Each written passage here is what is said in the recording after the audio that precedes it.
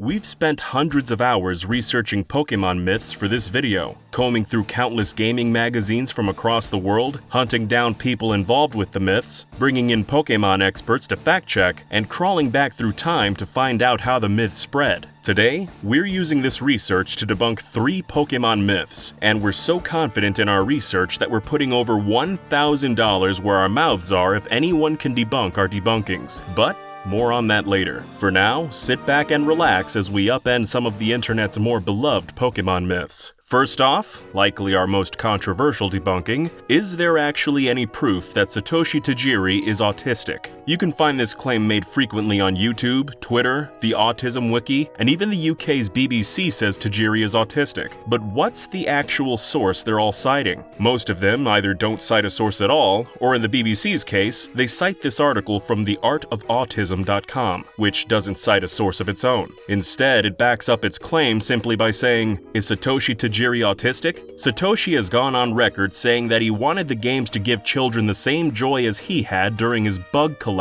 People with autism tend to take up collecting as a hobby, so Satoshi gave them and everyone else a gift that only he could create. A whole new thing to collect. And that's pretty much it. But apparently it was good enough for the BBC to use as their source and spread the rumor further. However, there's no record of Satoshi Tajiri ever saying he's autistic, or that any of his friends or co-workers at Game Freak said it either. In fact, one website which repeated the rumor was sent an email by Game Freak's information coordinator Yuri Sakurai, who told them Satoshi Tajiri doesn't have autism or Asperger's, and asked them to delete the claim from their website. At the time, Tajiri's Wikipedia page said he was autistic, and used this site as its source. The site in turn said the British outlet The Independent was their source. In fact, tons of websites say Tajiri's autistic. But where did the rumor actually begin? Working backwards from the websites that do cite their sources, it seems many of them read it in the 2009 biographical book Satoshi Tajiri, Pokemon Creator, which we bought on Amazon and read cover to cover. The whole book's riddled with countless errors, even on the very first page, like listing Diamond and Pearl's release as 2004 instead of 2006. The book makes 2 references to Tajiri's alleged autism. On page 9 it says, in spite of his record-breaking success, Tajiri is a soft-spoken man who shuns the media and the spotlight. This may be related to his diagnosis with Asperger syndrome, a form of autism which affects social behavior and communication skills. And on page 33, in spite of Pokemon's global fame and popularity, Tajiri remains a quiet, private person. Some have called him reclusive and eccentric. Many believe these characteristics are a result of Asperger syndrome, a type of autism. While Tajiri has confirmed this diagnosis, he has not discussed it publicly. We reached out to the book's author, Laurie Mortensen, and asked a few interview questions. Apparently, she's written over 100 books, most of them in only a few weeks, and she decided to write about Satoshi Tajiri not because she's a Pokemon fan, but because her kids are fans. Ms. Mortensen also told us her source for the autism claims. Here's her full response via email, unedited. She said, when I researched this book in 2008, I discovered Satoshi Tajiri's MySpace page that clearly showed a connection with the Aspie community. I mentioned the MySpace source in my original text, however, Kid Haven Press chose not to include it in the book because this book was written for young readers, and they felt that MySpace was an inappropriate site for that age group. MySpace was just the beginning of what would explode into the social media world we're familiar with today. A few years after the book was released, I checked Satoshi Tajiri's MySpace page again, and discovered it had changed a lot and no longer mentioned Asperger's. I wish I would have had the print screen option on my keyboard back then. Since the age of online innocence is past, looking back, it could also be argued that someone else created the Satoshi Tajiri page pretending to be him. At the time, the MySpace page felt authentic. If I was writing the book today, I would handle the research and documentation differently. That MySpace page doesn't exist anymore, but bits and pieces of it can still be found on the internet's Wayback Machine.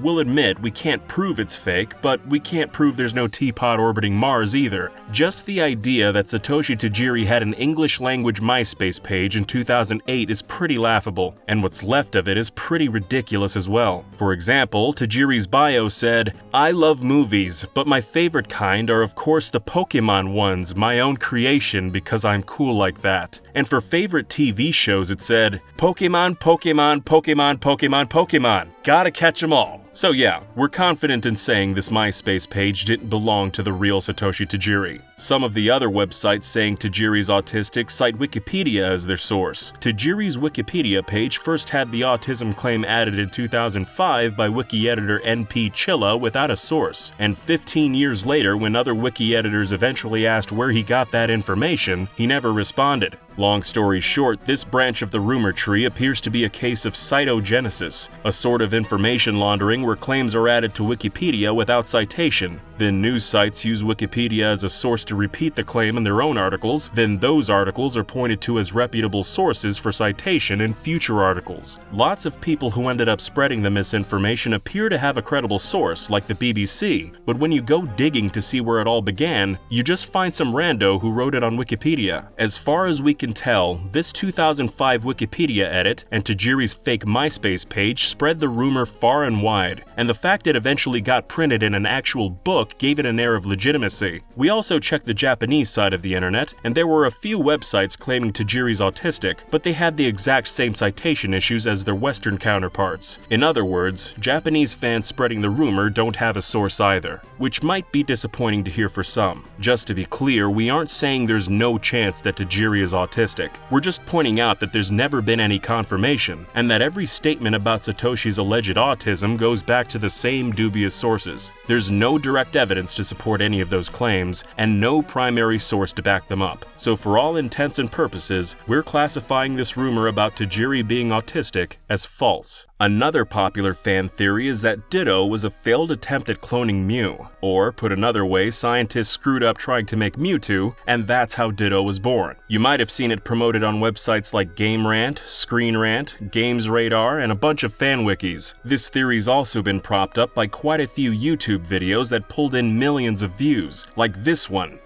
And this video, by Gamer from Mars. As for evidence, proponents point to the fact that Ditto and Mew have the same color palette, the same shiny palette, the same weight, they're both gender unknown, Mewtwo is said to be the first successful clone of Mew, and Ditto can be found in Cerulean Cave and the Pokemon Mansion. We admit it's a fun theory and we'd kind of like to believe it ourselves, but unfortunately the evidence just doesn't stack up. First off, there's no record of developers talking about any connection between the two Pokemon whatsoever. In fact, they've done nothing but douse cold water on the theory. In 2012, Game Informer asked series director Junichi Masuda about the theory and whether or not Ditto was a failed attempt at cloning a Mew. Masuda replied, "That's the first time I have ever heard that rumor actually." Game Informer then asked, "Is that your only answer?" With Masuda replying, "In terms of how Pokemon are designed, they are each their own living being. The unique thing about Ditto is that it's a Pokemon that can change forms, but each Pokemon we create with its own unique element, so we just make sure they are all individual life forms of their own." Obviously, Masuda didn't have a bulletproof response to a fan theory he'd never heard before, because of course Mewtwo isn't entirely its own unique being. But regardless, his answer was clearly a no.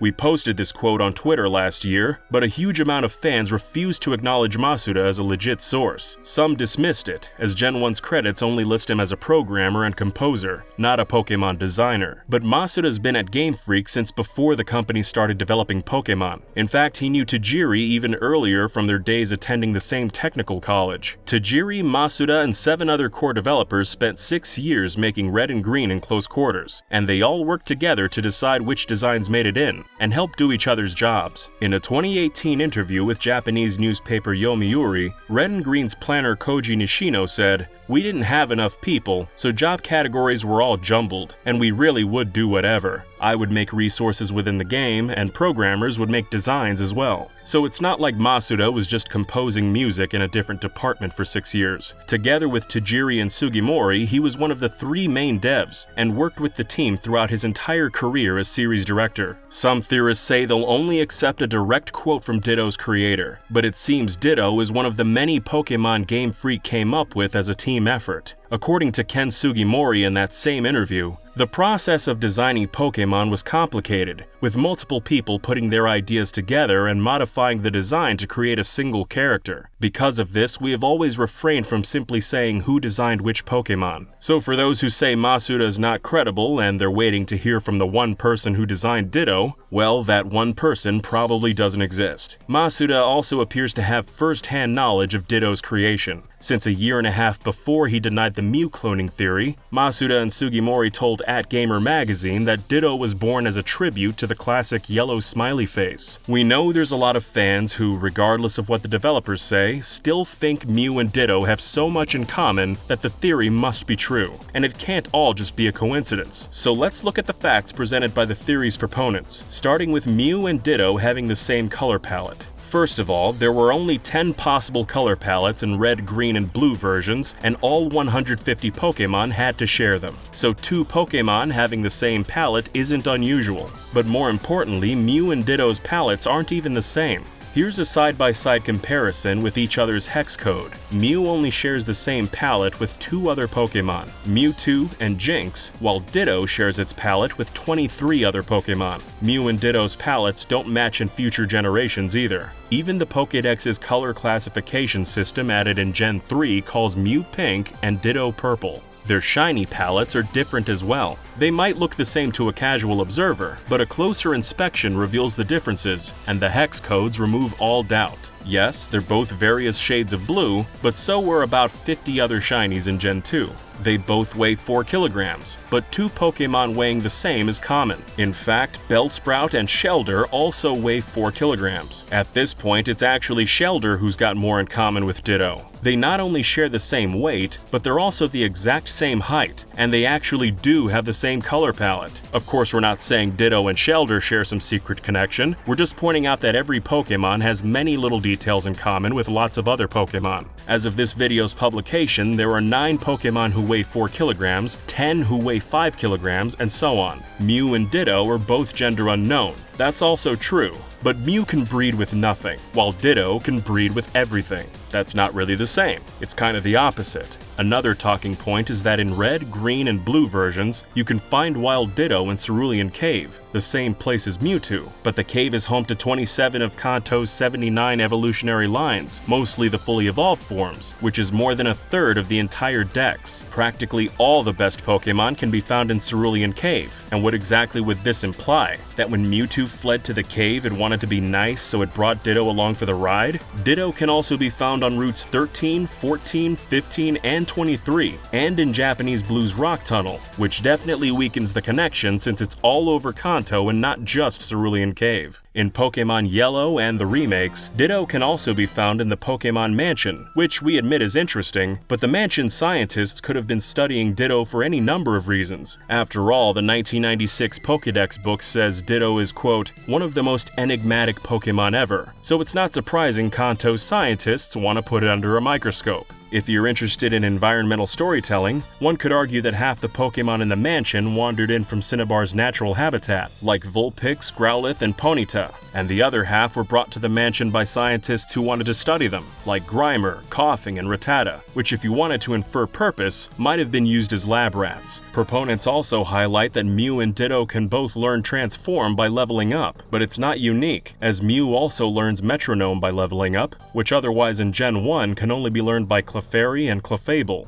Another similarity the theorists point to is that Mew and Ditto both have base stats that are even across the board, but Mewtwo actually is a clone of Mew, and its stats aren't even across the board. Speaking of which, Mewtwo weighs 122 kilograms, not 4, which also means there's no reason a clone should weigh the same as the original. Fans of the theory often point out this alleged fact, touted as evidence by the gamer from Mars in his video, but nowhere in the game does it actually say that, or any of the games for that matter. We can't be sure why many think this text is in the game, but it might be due to this scene from Mewtwo Strikes Back. For years we struggled to successfully clone a Pokémon to prove our theories, but you're the first specimen to survive. So yes, Mewtwo was the first successful clone, but all the other attempts died. They didn't become new species of Pokémon. And besides, this line wasn't even in the original Japanese version. Speaking of Japan, we looked around the internet in Japanese as well, and found the same sorts of rumor videos and theory posts, but nothing we haven't already talked about, and certainly nothing official. It seems the fan theory is actually more popular in the West than it is in Japan. Simply put, when it comes to the cold hard facts, this theory just doesn't hold up. Half the supporting evidence is false, and the other half is the same sort of coincidental similarities shared between countless other Pokémon. In recent months, we translated dozens of interview pages where Satoshi Tajiri and Shigeki Morimoto go into exhaustive detail about Mew. You can check out our recent Mew Origins video to hear all about it. They talk about hidden F4 phantoms, dogs that don't exist, and countless other details, but they never mention Ditto at all. The Ditto-Mew theory's been around forever, so let's move on to a more recent rumor, that Professor Ivy is a lesbian. Or more precisely, that the original head writer of the anime, Takeshi Shudo, liked to think she was a lesbian.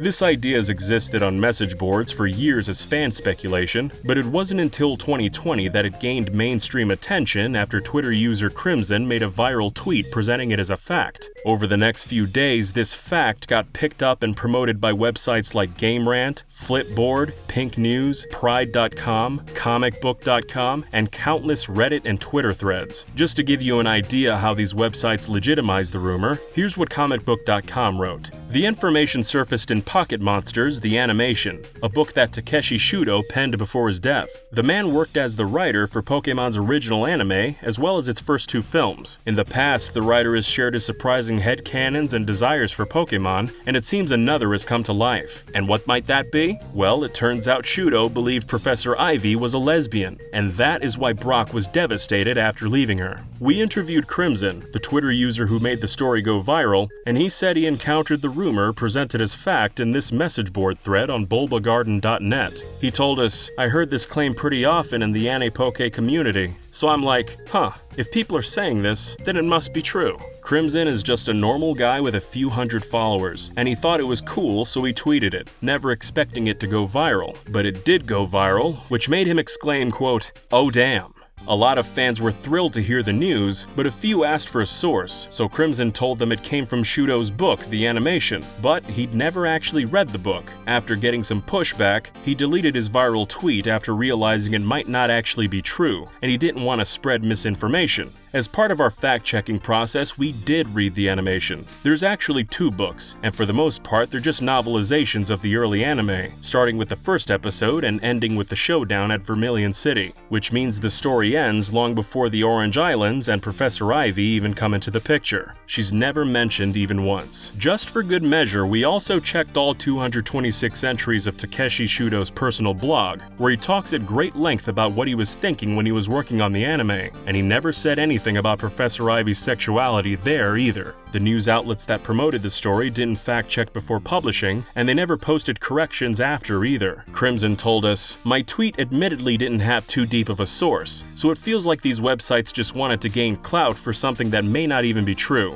Crimson's deleted tweet continued spreading the rumor even to this day. Just a couple months ago, another Twitter user named Dragon Milf screenshotted Crimson's deleted tweet and made it go viral all over again, garnering almost 60,000 likes and getting shared more than 8,000 times. Crimson said he warned Dragon Milfs the claim was dubious, but his warning was ignored as the tweet racked up more and more retweets. We checked in with the Japanese fan base as well, and the earliest suggestion of Ivy being a lesbian we could find was an ancient message board from 2002. It's basically just some random users cooking up fan theories without ever claiming to have an official source. We found a more recent thread where it's mentioned, but the poster says he heard the rumor from foreigners on the internet. No one was able to point to an official source, and almost everything else we found in Japanese was Rule 34. And look, fans can have any headcanon they want, but there's nothing in the show that suggests Professor Ivy is a lesbian, and there's no record of Shudo saying he likes to think of her as one.